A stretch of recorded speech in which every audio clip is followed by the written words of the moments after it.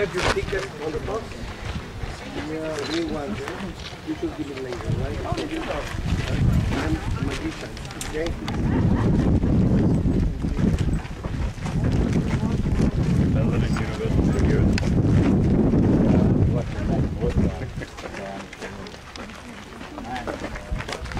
Mostly on red color. Why the Mayan cities were painted on red color, all of them? What means color? What means red color? Blood. What's red in the sky? But nobody did. At the beginning of or the middle of the 1838, John Lloyd Stephens, American lawyer from New Jersey, and Frederick Caro, British painter from New York. Det er det varmeste, jeg i mit liv har prøvet. Jeg beklager meget, venner, hvis I synes, at jeg ser enormt glinsende ud. Det er ingenting. I skal prøve at mærke min nakke. Jeg føler, at jeg har løbet en maraton, og vi har bare stået i den her sol. Nu er der lige præcis en lille bitte brise, men ellers er der ikke en vind, der rører sig. Det er ret hårdt lige her. Men det er faktisk rigtig, rigtig spændende. Og nu skal I bare se, vi står simpelthen herinde. Og for cirka 1000 år siden, der var en tørke. Og det drev mayaerne op på Yucatán-halvøen, altså hvor vi er nu. Og der byggede de simpelthen alt det her. Der er nogle tårne. Der er det der tårn deroppe for eksempel. Det ligger ud mod vandet, altså vandet ligger lige dernede. Og når det er forår og efterårs jævndøgn, så kommer solen direkte derind. Så kan man simpelthen se solen inde i templet. Sommer- og vinterjævndøgn, jamen der er solværv. Ja, sommer- og vintersolværv. Der er 2 andre tårne, som solen simpelthen kommer ind i lige præcis. Det er jo enormt flot. De var meget matematiske, og det hele det handler om solen og hvordan altså hele systemet det er der. De har også en tidsregning, som også har de 365 dage for solen til at nå rundt. Men de opererer også med 28 dage, altså fuldmånetid. Og de 28 dage, dem henfører de så til kvinden, altså hendes cyklus. Og hun var meget, meget ophøjet i det marianske, altså det var simpelthen matriarkalsk samfund. Hun var meget, meget vigtig, fordi hun kunne give børn. Op på det tårn derovre, der skulle være et billede af en kvinde, der kommer med en krukke.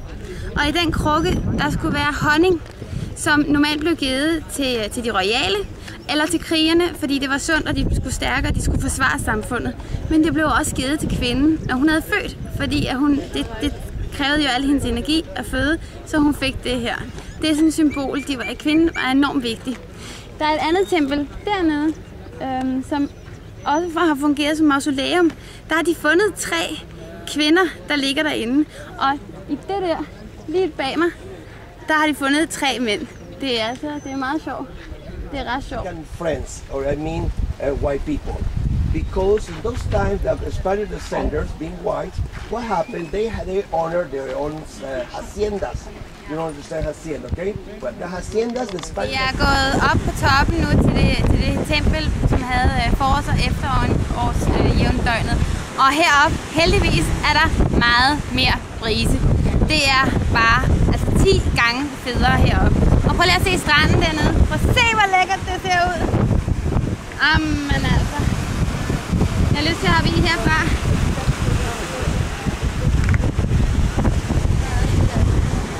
Deres naturlige forsvarsværker for byen, det var havet på den her side, og så var det sumpen deromme på den anden side. Den her by, det hedder jo Tulum, og det hedder den, fordi Tulum i virkeligheden betyder stank. Om sommeren så stank sumpen simpelthen så meget, så byen den skulle bare hedde stank. Noget man også kan se her på Yucatán-halvøen, det er et koralrev. Der er et koralrev hele vejen rundt om.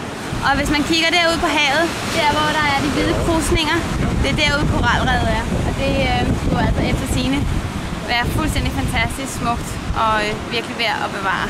Desværre så har vi ikke håndklæder med eller snorkler, fordi ellers ville vi ligge derude og køle af. Men Men flot er det altså heroppe. Ej, hvor er flot. Rundt om hele stedet er der også, har de bygget en mur.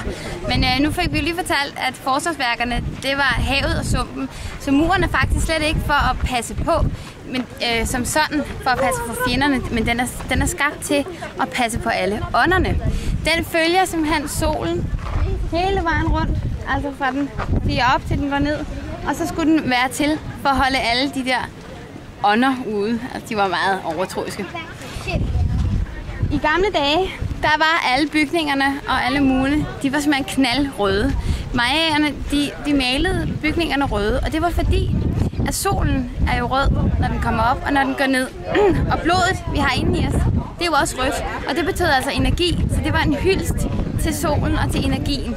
De havde også rigtig mange flotte haver, og det var en hyldest til moder jord, som sådan. Det gjorde de meget i. Lige herovre, der ofrede de mennesker, og det var hyldest til deres guder. De lagde simpelthen nogle mennesker, så brækkede de ribbenene og gik ind og rev deres hjerter ud og holdt dem oppe, de her bankende hjerter foran et hujende publikum. Det var simpelthen festivitassen dengang. Så var man sikker på, at man fik afgrøder og det hele. Det var jo helt fantastisk. Nu er vi lige foran det tempel, hvor de blev ofret. Det er simpelthen deroppe. Så hvis man går op ad trapperne, så kunne man altså være så heldig, at man fik flået sit brystkasse op og hævet sit hjerte ud til en hujende folkemængde. Det er altså måske lidt for bare. Og jeg vil sige, at vi er ret glade for, at det ikke er sådan i dag. Men det føles som om, at vi bliver stegt på en helt anden måde. Vi synes bare lige, at I skulle se det, og det var deroppe.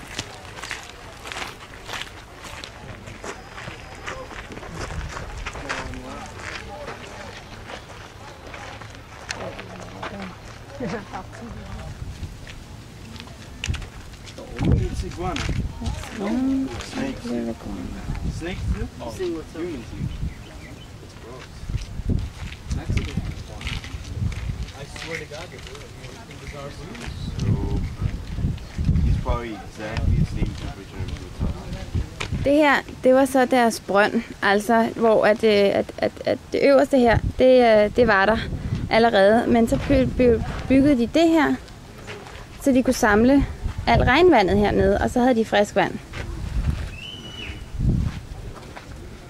Smart.